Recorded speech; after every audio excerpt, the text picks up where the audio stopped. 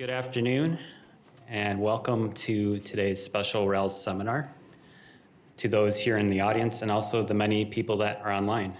And so many of you have had the pleasure to interact with Professor Susan Crawford over the last few days under her host, Jason Kniebel, either through the seminar, Who Pays for Physical Climate Risk in America, that was given last Wednesday, and also the series of discussions on a variety of topics that are really relevant to what RAL does and the work that intersects with what she'll present about today. So for those of you who are first getting acquainted with our speaker today, I would like to provide just an abridged biography. Susan Crawford is the John A. Riley Clinical Professor of Law, Emeritus at Harvard Law School, and also a non-resident scholar in the Sustainability, Climate, and Geopolitics program at the Carnegie Endowment for International Peace. Professor Crawford received her BA and JD from Yale University, and her career has involved teaching courses in climate adaptation and public leadership, served under the Obama administration as Special Assistant to the President for Science, Technology, and Innovation Policy. And her work is widely recognized, including in the accolades from Time Magazine and Political. Susan Crawford has written a number of books on the digital age challenges, data smart governance, and a recent publication that relates strongly to the work we do here, entitled Charleston, Race, Water, and the Coming Storm. I see that up on the screen here. And so with that, I'll turn the floor over to Susan Crawford, who will present on the nexus of climate changes, real estate and infrastructure, and the politics along the Jersey Shore. Thank you so much. And thank you, all of you. This has been a tremendous time for me. And really, my very first important slide is thank you. I've met so many high-quality people and wonderful work being done here. It's been truly moving for me, a little overwhelming, frankly, but very glad to be here. And because we're put on Earth to entertain each other, I thought that I would talk to you about the Jersey Shore this afternoon. But you think of yourselves as providing service to society, and you really are. The work you do is worth doing, and I'm very glad to witness it. Here's a map. The GIS guys know we always start with a map. This is the Jersey Shore, 130 miles, basically barrier islands. I love this map because it gives a summer vibe for the Jersey Shore, the pink and blue. And notice Cape May there at the very, very tip. So almost 100 years ago, there was a Coast Guard cutter off the shore of Cape May that picked up a couple of very large objects that look like this. And there were 3 of them, and the people on board brought them back to a scientist who, of course, was vacationing in Cape May, great place to be. And the scientist, Dr. Wilner, was able to identify this as, what is this? You guys know what this is? That's a mastodon tooth. And so 12,000 years ago, 70 miles off the Jersey Shore was a great place for mastodons. And lots of teeth have been collected there. Temperate climate, lovely place to be. For me, this story, like Doggerland, which is between the UK and where the North Sea used to be, helps awaken lay people's minds to the idea that things can change. The mastodons had to walk away, and perhaps we should think about that ourselves. These are barrier islands, so the sand in retreating, I mean, the ocean, glaciers go out, they retreat, ocean sweeps in carrying a lot of deposits, a lot of sand, which rolls in the waves and produces barrier islands that shift and move constantly. That's all they are. There's no secret substrate beneath the Jersey Shore. And things have changed since then, since the 12,000 years ago. But the Jersey Shore seems convinced that it's going to stay in place. So here's a picture taken by me in June of this past summer. During most of June and July, I was going back and forth between DC and the Jersey Shore doing interviews. This shows the southernmost tip of Long Beach Island.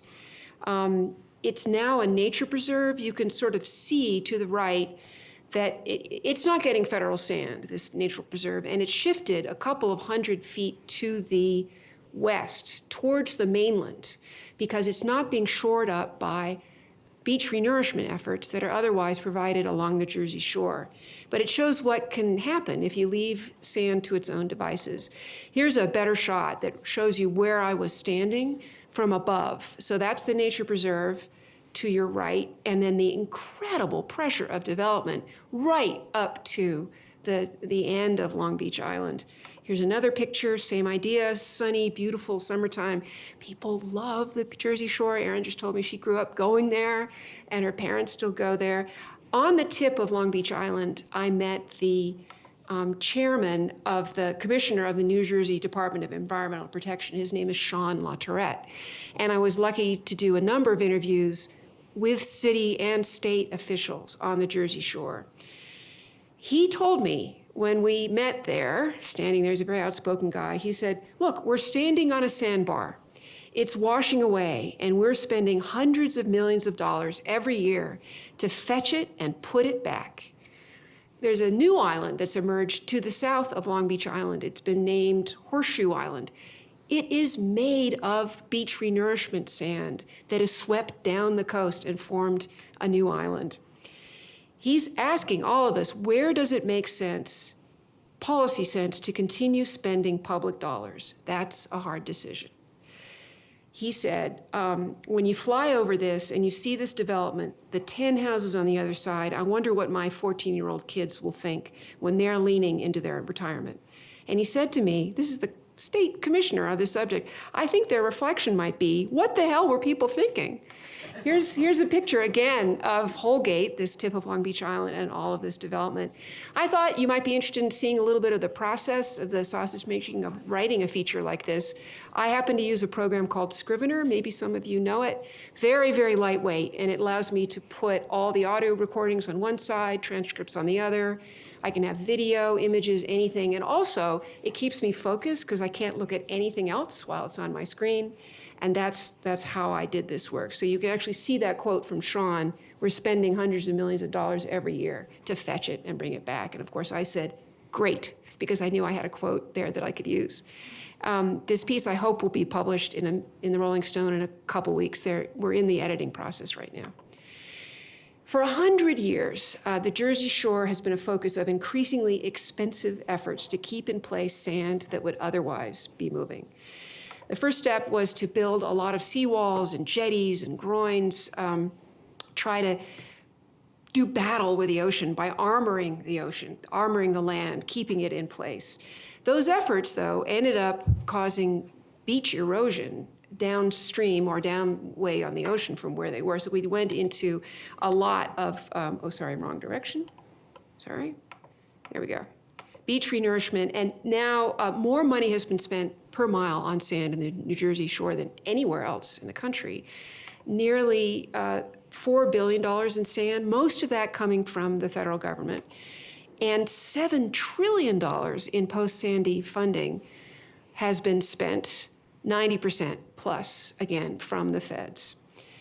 And this is the densest state in the country, New Jersey, and the Jersey Shore is the place with the highest property values in New Jersey. So it's sort of a intensification of a lot of forces right there.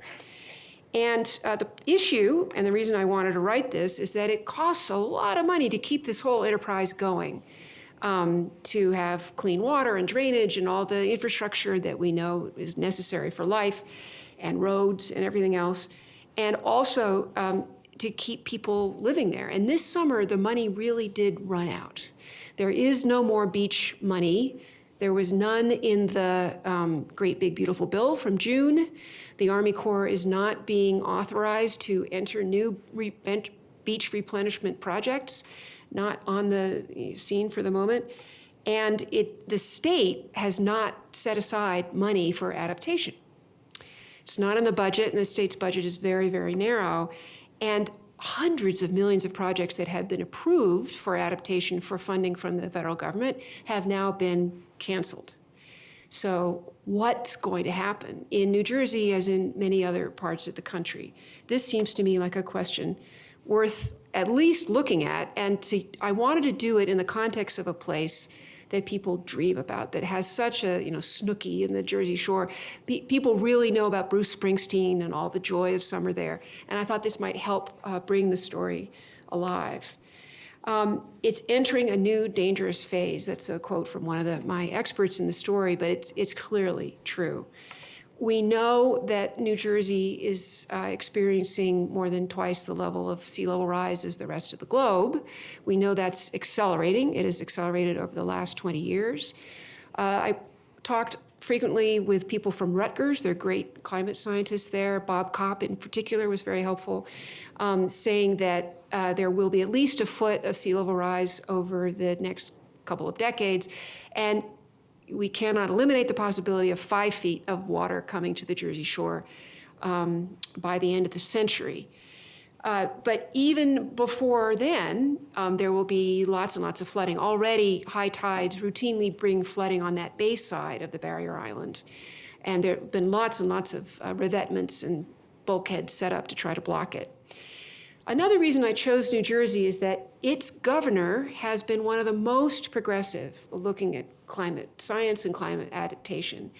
And it's that department, led by Sean, has been drafting a rule based on the best available science, you see it in the lower right there, that would require new construction along the Jersey Shore to be raised by 5 feet to anticipate what's coming. And that struck me as a dramatic development that was worth reporting on, so I'd already started thinking about New Jersey before I launched this larger effort. That rule, over the course of my reporting, was basically blocked by the real estate development community on the Jersey Shore. I doubt it will go into effect. If it did go into effect, it would be in highly watered down form. So much for doing the best you can with the best climate science. There are always political forces that seem to show up. There's quite a quote from one of my contacts here about that. Governor Murphy is leaving office in January. The idea would be that this rule, if it passed, would come out before Murphy left office. But we don't think there's time for the revised rules to be adopted. And the message is, I tried, but I ran out of time. That's what Governor Murphy is likely going to be saying to the rest of the world. The environmental activist that I talked to said this is just a convenient fig leaf for Governor Murphy to not tarnish his green reputation on his way to wherever else he's going. He may run for national office someday. Hurricane Sandy should have been a wake-up call for this entire setup. This is a dramatic picture of what happened to Mantoloking on the Jersey Shore in the wake of Hurricane Sandy. You see the breach cut across the sandbar. That happened in several places along the Jersey Shore. I seized on the story of a place called Camp Osborne to talk about this transformation that's happened over the last decade along the Jersey Shore. At its birth, Camp Osborne, there's a postcard from the 50s on the left, was a tightly packed place of tiny bungalows for families, maybe 500 square foot houses, jammed next to each other. There's a picture of it in the 21st century next to a big hotel on the lower right. Sandy decimated Camp Osborne, and I interviewed Nick Honachevsky, who's standing here. He's a master fisherman who had one of those little bungalows, which was just wiped out by the storm. And when he came back to Camp Osborne, there were gas fires 100 feet in the air all over the place because there was no gas shut off to the Jersey Shore. And a transformer had sparked a fire and no one was available to put it out. So for him, it looked like Kuwait. He came back to try to dig out what he could, but his whole life was gone. And ever since then, he's been trying to move back. Post-Sandy, the bungalows were, cleaned up, moved away. That's a picture of the space where they used to be. But this is what it looks like today. Giant, sort of condo-like houses smashed together. There's some of this vernacular in Boulder, big, big houses, brand new. These happen to have their garages available for the water to flow through, but identical and extremely expensive. And Nick cannot afford to move back in to this place he loves so much. He says, my soul is here. I really want to come back, but I cannot. And that's happened all along the Jersey Shore because there are these two big forces at work there. This insatiable desire to build and develop along these idyllic and increasingly crowded shores of the East Coast, and rapidly accelerating physical effects of climate change that are tearing apart those same areas. And from Florida to Maine, actions aimed at lowering the physical risks of living in these places have been mostly funded by the federal government to the extent they exist, but ad hoc, reactionary, reactive, not well planned. And today, that federal funding is disappearing, and local governments who depend on property tax to run their emergency services in schools, they're wary of even talking about this because they want their communities to keep going. If we were wise, and all scientists are wise, we would take some public policy steps to stop development in risky places, maybe help people as we help them with hospice services over time to move with their community to safer places, and steadily reduce support for public infrastructure in these enormously risky areas.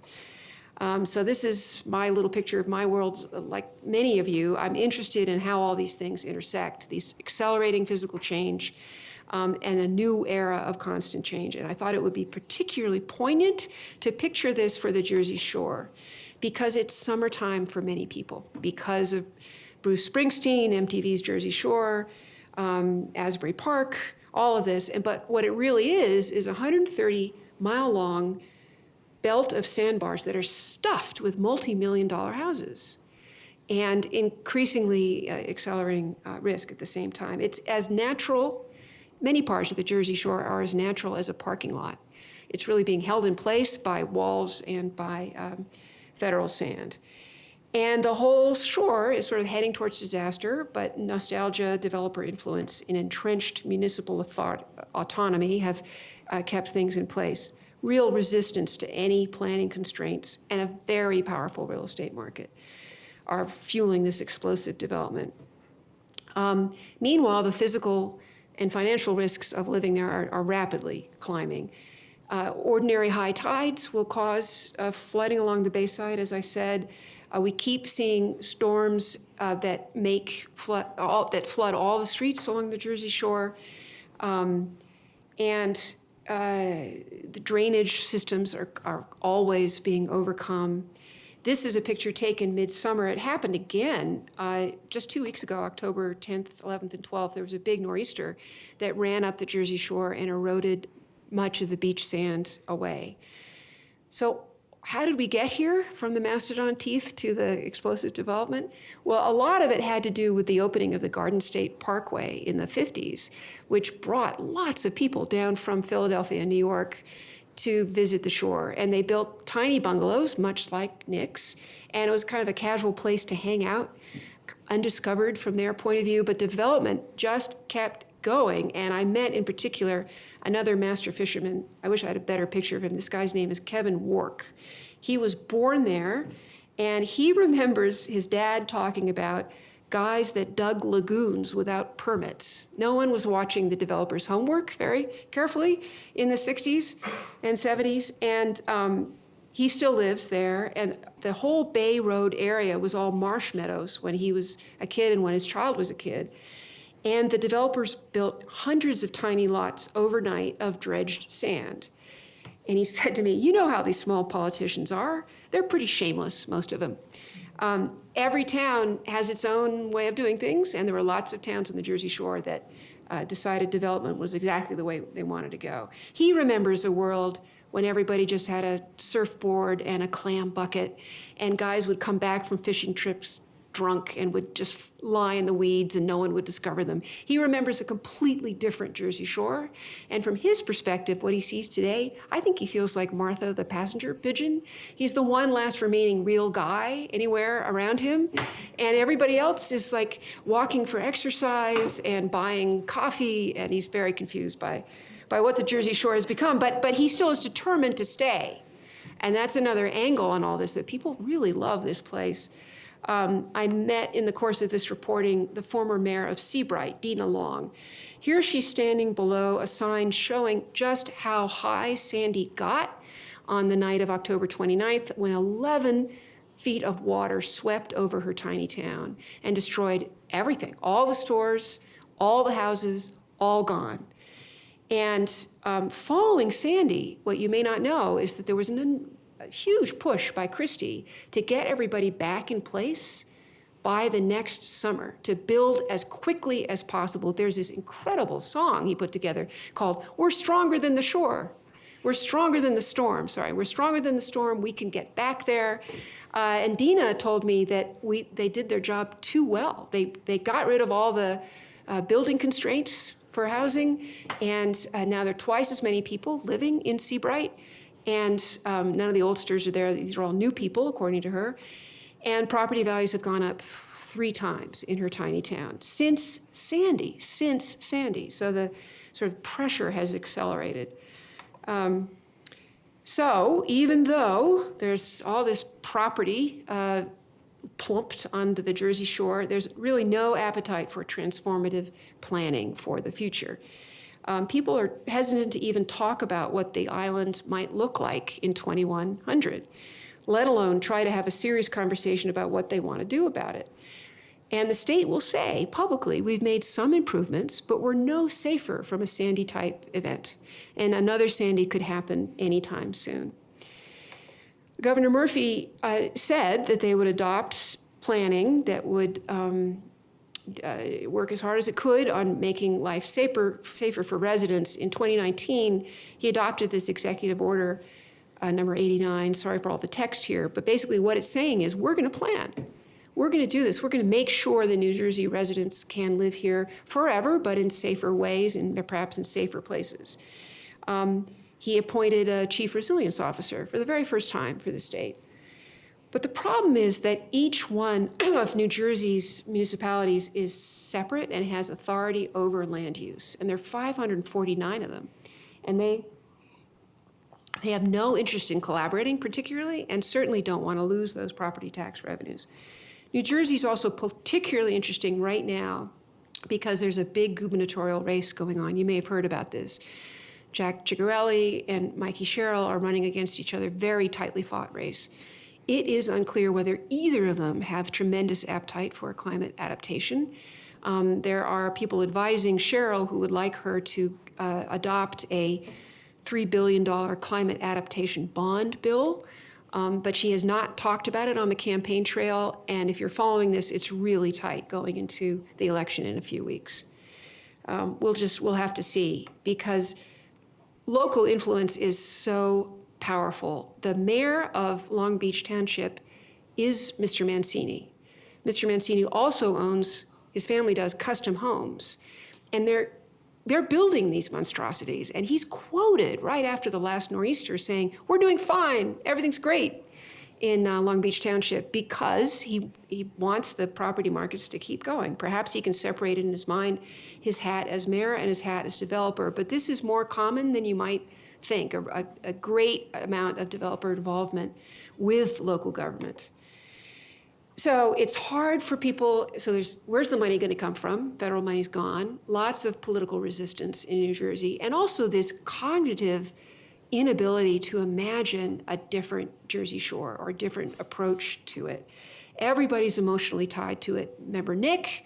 It was Kuwait, but he can't wait to get back there. My soul is there.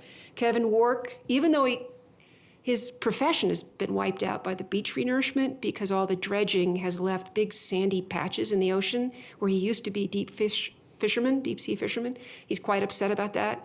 His profession and climate change has changed the nature of the fish coming up near the Jersey Shore. He may not have much of a job anymore, but he feels a responsibility to live on the Jersey Shore. And he feels responsible to just keep fishing, to keep people who have jobs in the fishing industry going. Right after Sandy, there was an attempt to dream about the future of the Jersey Shore. A group of landscape architects got money from the federal government to imagine a new plan. These are landscape architects from Sasaki. And they had this idea of moving off the barrier island, which is this spit of land that wants to move around, and setting up eco-hubs inland from which you would travel to visit the shore. So it would be like the Cape Cod National Seashore or some parts of the North Carolina coast, where you visit it, but you don't expose people and property and jobs to the very high risks there. It's quite an imaginative plan, and I love the idea of sort of aerial tramways going out to the shore and enjoying the natural beauty of the whole place. They didn't get anywhere in the competition, as you might imagine, and are frustrated by that. I interviewed several of the landscape architects. They wish they had been able to proceed, because what they were trying to do was to have people still have the joy and recreation of the shore, but not put lives at risk. There is a buyout program in New Jersey. It's called Blue Acres, and they've bought out about 1,200 properties, but none along the shore, because the property values are so high that it wouldn't make sense to spend state or federal money on buying out properties. In the course of doing all this reporting, I spent a lot of time with someone named Haig Kasabak. I'm embarrassed, this is the best picture I have of him. He's 90 years old now. He served as New Jersey's state geologist in the mid-1990s. And I took him to a place where there are a lot of huge mansions, and they have beautiful landscaping sitting in Mantoloking, which is so destroyed by Sandy. And he said, I think the risk is too high down here. I think people should be paying for their own infrastructure. You know, including water, electrical, the sewer system, to constantly rebuild it doesn't make sense, at least using public money. If they want to do it with their private money, more power to them. So that's Haig's point of view. Here's an earlier picture of him. I thought you'd like to meet another scientist. He was honored by his association as a state geologist back in 2011. Here he is with his wife, Carol, several years ago. So that perspective I thought was also valuable. Here's an older person who has seen the change in the shore and just cannot believe what's happened there and wishes that some rationality could come to bear. Another person I spent a good deal of time with is Angela Anderson, who has been working on shoring up the Bay Islands. They're islands between the barrier island and the mainland. She's trying to rescue them because they're sinking. And she knows the risks. She's building oyster castles, places where more oysters can grow, and collecting oyster shells to shore up those Bay Islands. She took me on a tour of those bristling townhomes. She's surprised at how many pools are being put in place, being permitted on the Jersey shore, indoor and outdoor pools. So she sort of raises her eyebrows at that. She's a regular person who grew up in Holgate. And she says, everybody wants to build here. We can't help ourselves. It's the human condition. We're loving this place to death. Everybody's going up, building enormous elevated houses on existing very small lots. And she says, now you've got 10 times the amount of people living on the same lot, and a lot of times renting and rotating. They're putting them up 3 feet. And here's the fisherman talking, Kevin Wark. They're putting them up 3 feet, and they're putting retaining walls around them, but the roads are still going down. I see a lot of Band-Aids and a lot of greed and a lot of money. So that's our fisherman talking to us there. So what do I take away from this? You know, knowledge does not necessarily lead to action. Here's a governor who really tried to work with Rutgers on getting the best climate policy in place. There's a state commissioner who spent years drafting that new rule that would make sure that houses were elevated when they were built. There are lots of engaged people and activists and scientists all up and down, but the Jersey Shore is just not interested in change. And yet the storms are accelerating and time is not on our side. And even Angela, who knows about the Bay Islands sinking, does not even want to talk about what the Jersey Shore might look like in 2100. It's too difficult. It is, it's unthinkable. It's literally uncanny for her. So we do know that wealthier people will muddle along until it's completely uncomfortable to be there. They will be there, maybe kayaking up to their places. Might be great for them because without any school children on the Jersey Shore, no need to pay property tax to keep schools going. Maybe that's good for local officials too, I don't know, because they won't have to keep so many emergency services happening. But the risk for a series of municipal bankruptcies up and down the East Coast is quite high, because they have to keep providing services to people who will need them more and more or be really rich and won't want to pay for anything. So lots of questions having to do with what happens to taxes. But if you're wealthy, this might be what you think. If I'm here for 5 years and my house gets wiped out and I can't have a beach house anymore, I'll move somewhere else. That won't apply to people who are just working regular jobs and living there, and they will be stuck on the shore. as insurance costs go up and everything else is changing. Angela, again, who knows everything about the risks here, building her oyster castles and understanding, she has no interest in elevating her own house, even though 6 feet of water went through it in Sandy. And she told me, next storm, we'll open the door, we'll call it a day. That's her approach, which I find sort of chilling, but maybe that's what it takes to live in a place like this. Perhaps with a fire risk here, maybe you think that way too. Next firestorm, I'll lose my house. But the displacement and misery, dislocation for lots of Americans is really coming up. So in a nutshell, this is where I spent my summer. I learned a lot. There is no clear answer. All of the forces that we think about, where does money come from, who's doing the governance, what's the role of private industry, are all coming to bear in this very weird, small, in a sense, place. The mastodon left, had to, but it's unclear that humans will have the capacity to continue to change. And as I work on these stories, I keep in mind, for myself anyway, this image of a charging rhino. The future is coming, we just don't know exactly when, and it'll have a very large impact and be extremely uncomfortable for a lot of people, and I wish we could plan better for what's ahead. That's it. Thank you very much.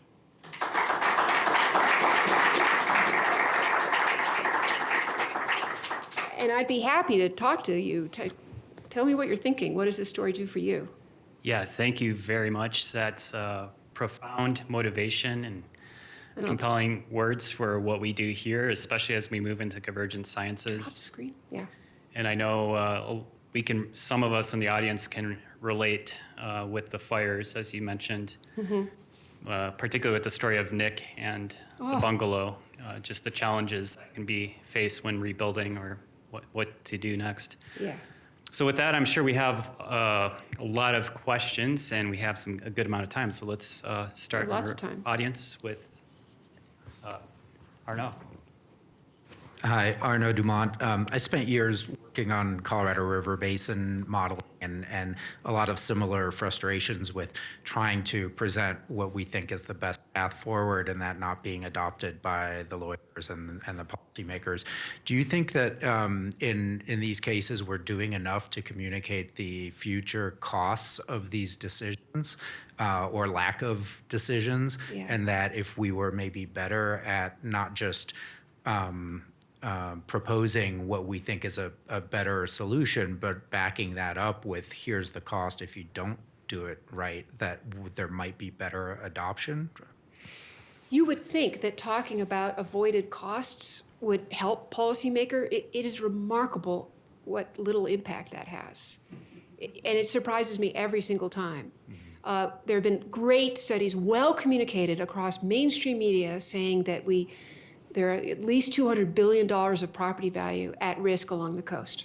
There you are. Did anything change? No, right? Because of these, it has a lot to do with how we set up governance in America, that all the power of decisions of who lives where and who develops where is at the local level, and a lot of the money and better long-term thinking is at the federal level.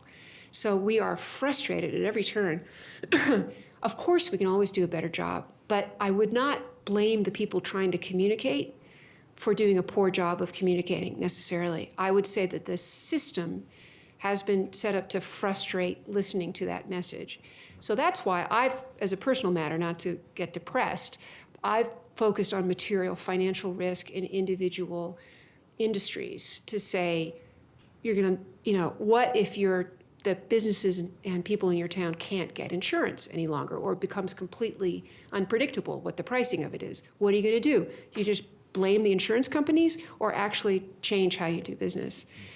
But, I'm with you on, you must have seen lots of good-natured, good faith, well-developed plans for the Colorado Basin that just don't get picked up. And you say, why? And a lot of it, I do think, has to do with there's a great quote, it is always easy if it is in your financial interest to say no to something. It is easier to rationalize. And we're capable as humans of enormous self-deception, where politicians can really believe that they believe what they're saying, even though it has, in fact, been affected by money flows on which they're dependent. I hate being cynical, but it is true. There's a lot of money in all this. Yeah, hi. Hi, great talk. you. You mentioned with the property buybacks or buyouts that none of them have happened on the Jersey Shore itself because the property values are so high That's right. that it doesn't make sense to do that. But I look at then the $7 trillion spent on sand. Well, it's $4 billion on sand. It's $7 trillion post-Sandy altogether. Okay. Post-Sandy Sorry. altogether, yeah. But it seems like is it maybe just then we're just not, there's not the will or maybe the mismatch of where the money is and where the political Yes. will is for. That's absolutely right. Like it seems like there is money theoretically to do this if we wanted to put the money there instead of continually dumping sand. Exactly. If they sort of The wash sand away. story strikes me as the one that maybe people don't know about and is the most horrifying of all. Because every kid understands when you build a sandcastle next to the water's edge, it's going to be swept away. This is not scientifically complicated. And we also know that the sand at most might protect the first row of houses, maybe, but nobody else. And you keep having to rebuild it over and over again at tremendous cost. This is one of the most successful lobbying efforts in Washington, is the Sand Caucus, the guys who are working with politicians along the shorelines to convince Congress that this would be a good thing to do and that the Army Corps should do it. And the message is weirdly often one of resilience, like, we're making this place more resilient. No, not really. I mean, you may be making it better for tourism, if you want to be frank. You're making it better for tourism because lots of money flows into the state's coffers from people visiting the shore and spending money there. There's that. But beyond that, the rationale is very hard to justify from any cost-benefit analysis. And by the way, you're benefiting private homeowners, their houses with that sense. So you're right, there is money, but it is going to the wrong buckets.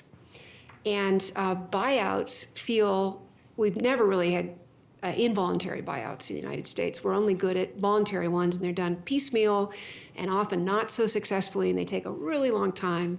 So we need to get better at that and streamline it and apply much more money to it. And then what about renters? What about renters? What about all the other people that need to be helped making this giant transition to the future? So if I were Queen, I would like to see a federal effort to coordinate all this and say, here's a ton of money, and we're going to set up regional offices. It'll be like the Base Closure Commission, something like that, where we're going to be looking for places that we're going to gradually decommission because it's not worthwhile to keep infrastructure going there. But over 10 years, we'll buy you out, we'll give you a chance to move. Nothing's going to happen immediately. And along the road, we will decommission all the public infrastructure that's keeping this in place, roads, communication lines, electricity. And then if you want to live there, I guess you could put up a tent, but you won't have the services in place that make it possible for you to live there. So that's my long-winded speech about what I think should happen. But yeah. Hey, Susan, Tim again. I'll comment in passing that when the Marshall Fire ripped through Superior and Louisville, just a little east of here, the town of Louisville had in place at the time a number of regulations about building green with an eye towards climate change, right? Yeah. They waived them all to rebuild. And, I get it. There's probably people who live there who couldn't afford to rebuild with all of those extra costs associated with building a green home, but they could have found a way, I think, to subsidize them because there's a lot of wealth moving into Louisville right now. But That's true. the burning question I wanted to ask you, and in a way you've touched on this, but the fact that the U.S. taxpayers are paying billions, if not trillions of dollars to subsidize very wealthy people to live in a place we'd all like to live in, is a little bit outrageous. But what do the people who buy those homes think if there's not going to be these subsidies to rebuild the barrier that keeps their house at least marginally safe? Did you gain any insights into what these people who are buying these places are thinking? There are two different groups of insights. One is that if you are a person of real resources, you really think of your house as something that could blow over or could wash away, and you'd be fine because you have 4 other houses. And a lot of these places are tens of millions of dollars. I should have had some more pictures of them, but They go on, and they have forecourts and landscaping and tennis courts and indoor pools. So if you're one of those people, it is more like a tuna fish sandwich. You sort of let it go. But even if you're not a very wealthy person, you've seen that the federal government for the last 30 years, 35 years, has been steadily plopping sand on the beaches. And so you think, all right, they're probably going to bail me out the next time. And my mayor seems pretty confident that we have the political heft to get that done. That's why this summer is a big turning point, because there really isn't anything new coming. And you can convince yourself, as an even medium wealth homeowner, that this is going to be okay. Not anymore. And I wouldn't think if you were buying a house now, especially we just had 2 big storms over the last 2 months, you would think that would change behavior. But for God's sake, you would have thought that Sandy would change behavior. That was a giant storm, and you would have thought that property values would go down along the Jersey coast. Exactly the opposite. So what do they think? They think they'll be bailed out, which is a big insight to most adaptation policy, actually. That people believe that whatever they do, the federal government with its orange helmets will show up and save them. And that's increasingly not true, particularly under the Trump administration. So there's that. Okay, that's a good question. Thank you, Jonathan. I'm curious how other states are dealing with these conundrums. Are any other states coming up with better solution? Or is the Jersey Shore experience endemic across the US coast? I would say, actually, New Jersey is a place that's done more than most states, because they use those $7 trillion of Sandy money to do a lot of planning. They know what the projects are that they would like to carry out. They have very good science and very good string of universities working with them. They're really good people. But there's no state capacity to do anything now that the feds are exiting. Massachusetts right now is launching a similar endeavor to be ready with all of its plans. They're accompanying that with more money than New Jersey has so far. But Massachusetts faces tremendous risks, as does Rhode Island. The withdrawal of federal involvement is a shock to this entire adaptation system, just as it is a shock to the science research endeavor. It is new, it's horrifying, and people are sort of hoping that it all gets reversed later.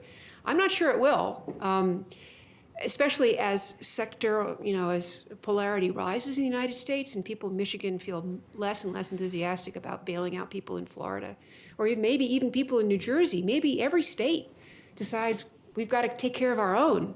We can't worry about anybody else.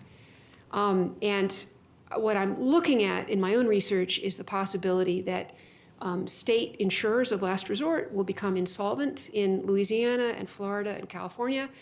They will then go back to the federal government and say, please bail us out, and then we'll really need to see whether any other states want to help them. So, Jonathan, long answer is nobody's doing a particularly good job at this, and New Jersey, up until this summer, was doing some of the best planning and thinking of any state in the country. Yeah. So thinking through the idea of not being able to move back in, or just having people leave. Yeah. What's the next step for all that and the costs associated with that? You mentioned tourism for New Jersey, for Florida. These places would lose a lot of money economically for that. But then where do those people go?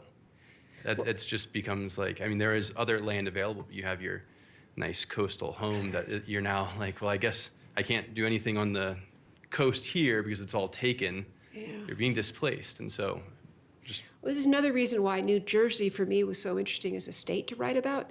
Like Bangladesh, unbelievably densely populated. Not as dense as Bangladesh, but the same kind of idea. Sort of really, they've done a lot of development in New Jersey. And so there aren't other coastal places for people like Nick to live in. And frankly, he doesn't want to live anywhere else. He wants to be exactly there, even though he lost everything.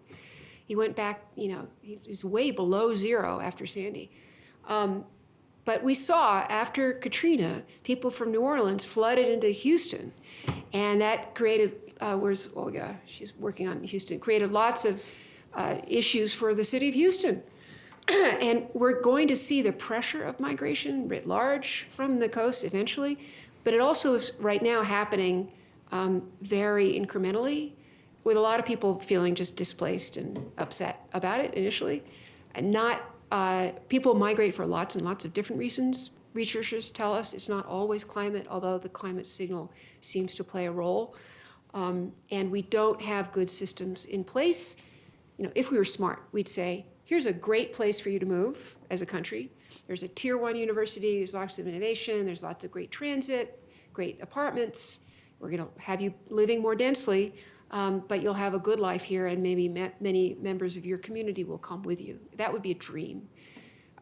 As a future, I'd love to see that. But right now what's happening is it's sort of a mad scramble, and a lot of people feeling lost and displaced. Follow-up, is it fair to send Yeah. them to Europe like that? What's that? Is it fair to send them to Europe like that? Great transit, tier 1 universities. Yeah. Yeah, it's true. I want to spend all my time in Denmark, it's obvious. Lots of bicycles, lots of transit. I love the box, that's fun. Hi, Matt.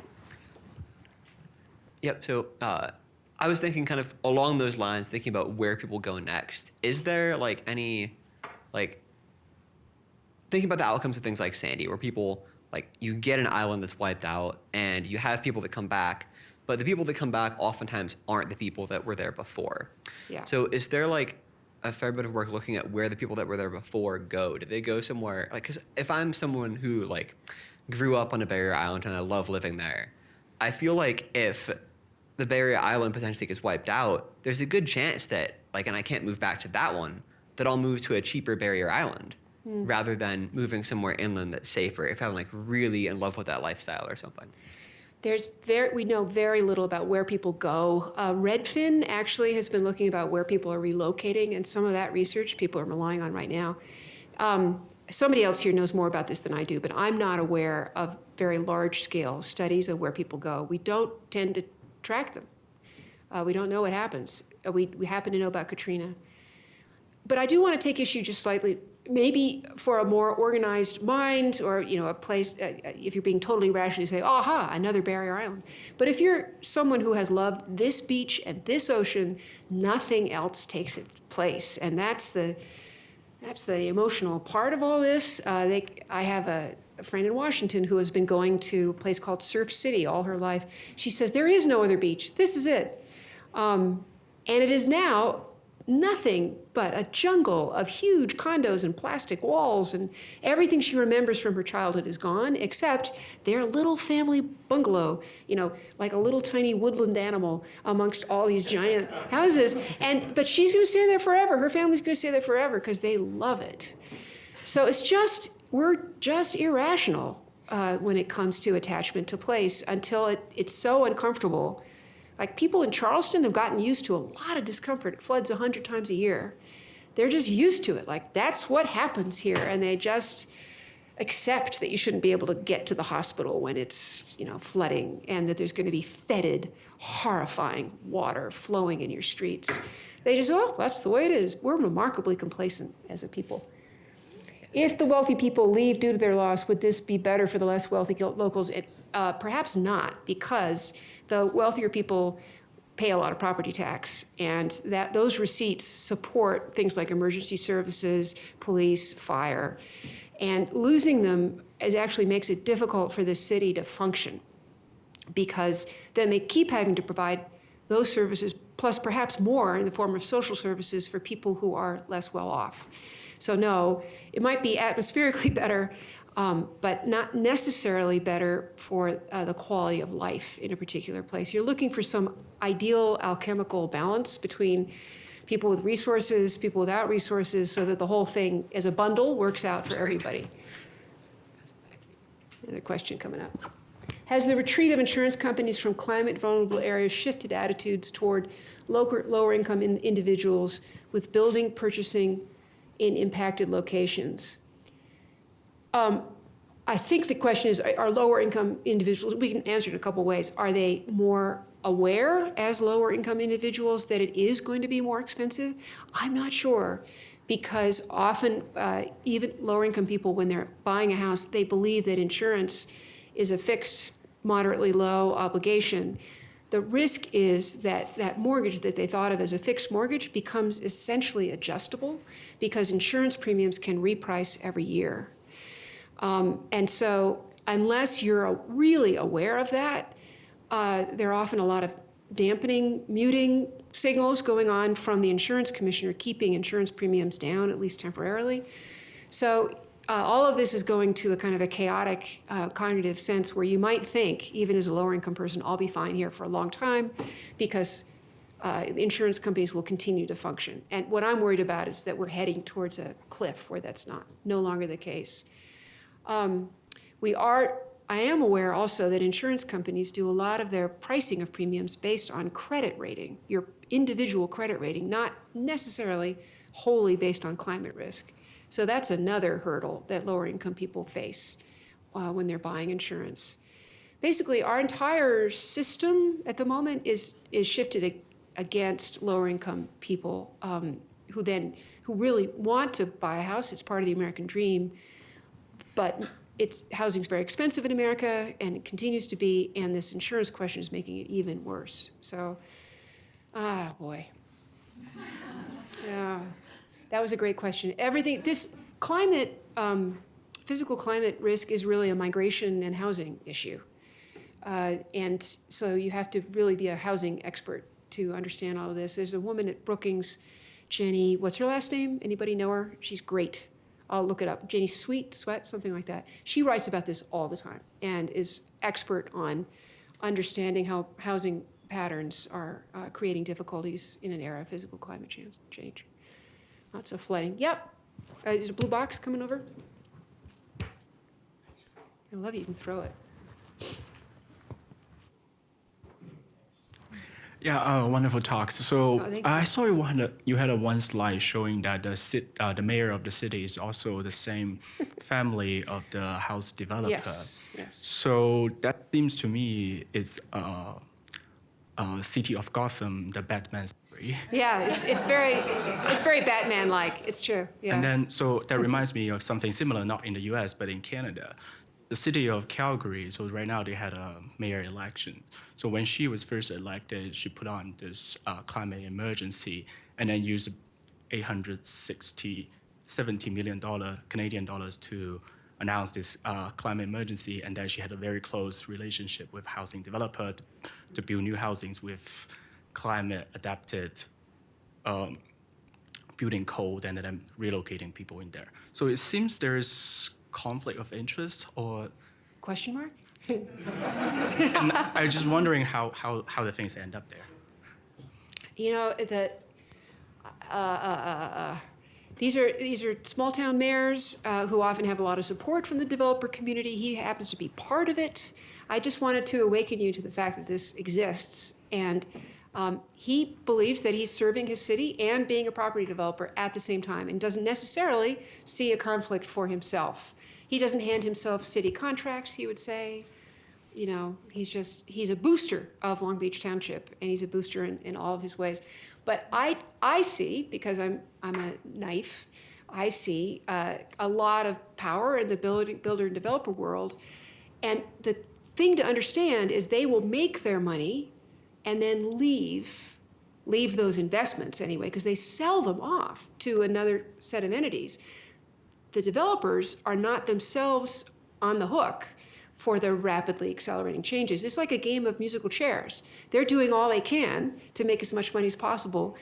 And they might be, and perhaps are aware of the accelerating risk, but that's not a risk that they will bear. That's a risk that the next person down the chain will bear. So, good question about conflict of interest, but I just want to say that it exists everywhere. Okay, we have time probably for two more questions, and we have Okay. two people that haven't asked Good. questions yet. Perfect. We'll start with Erin. Okay, Erin. Really nice talk, as you know. Yeah, I grew Yeah. up going to the Jersey Shore, so this is very personal for me. Yeah. I guess as a scientist, though, you know, looking at regional climate change, I feel like a lot of what you're saying is a lot of this is based in human behavior, right? So, like, for us, like climate scientists, do we just keep doing the work we're doing and hope it gets communicated, or Yeah. are there like actual shifts we need to be doing in the science to make sure that that's better taken? Like the question that was asked earlier. Absolutely, keep doing what you're doing, making sure that the products that you're coming up with are very useful for policymakers, and be in constant conversation with them and with private industry as much as possible. Like, are we producing things that help you make decisions? It helps a lot that the state officials here were so closely tied to Rutgers. That makes a big difference, and a lot of people don't have that. So making sure that those relationships are rich and continuing is obviously what you should do. Talking to your friends and neighbors, continuing to do what you do, because if you just get depressed at the lack of action, that doesn't help anybody. Yeah. So each one of us has a contribution to make. Let's be courageous, let's make it, but we have to recognize that shifting money flows is also at the heart of this. Were you astonished at those houses? Yeah. Yeah. But it's not also your very Jersey Shore. familiar with what has happened over the years, too. Right, Yeah, right. And how much that place has changed. Yep. And then it's sitting in this idyllic, paradisical place right next to the beach, which is itself synthetic. Boy, oh boy, oh boy. It's really something to think about. So I don't know. I want you to do what you do, and to make sure that grad students are cross-trained in being able to communicate with anybody and serve part of their careers in public service, or rotate in and out, somehow get these communities closer together so that the high-minded and slightly abstract, caricature of a scientist is not real. Scientists are engaged, scientists are in the world. You're part of that. You already are by being here, so you did Great. that already. Thank you. All right, probably one last question. Okay, then I want to play my Chris Christie commercial. All right. Thank you, Susan, Sure. for the very thought-provoking talk. After you explore and you kind of show this as a case and you identify an issue and problem, and with so many sectors involved and that you mentioned and the questions raised about what is the best way moving forward, including Aaron's question that how we should continue to do our work. I wonder, is there any plan and who should be responsible for moving forward and getting a team or whatever mechanism together to really address it in a timely manner, whatever. I'm just curious, is there anything like that in your mind? Well, an ideal place to do this would be something of a purple state like Colorado that has a governor who's interested in climate science and understands it. It has money and has planning bravery and a long-term view for the future of the state. Have that governor make sure that each region has a planning body that is thinking about where investments really should happen and where we should be beginning to change investments and invest in people, helping them to live more safely. I think action at the state level is eminently possible. It just really requires both good governance and good science constantly in touch. The reason I went to New Jersey in the first place was that they were taking the right steps. They got waylaid by political influence, but perhaps that wouldn't happen in Colorado. So try it here. Okay. Okay. Thank you. Sorry, Pat, I kind of missed you, and sorry to anyone else that didn't get a chance to ask questions. Will you be around for Oh, yeah. a while? Okay, Not going great. So anywhere. the discussion can continue. I want to thank you all for the excellent questions and the discussion, and thank you so much for another great talk. Oh, it's so nice to be here. Thank you.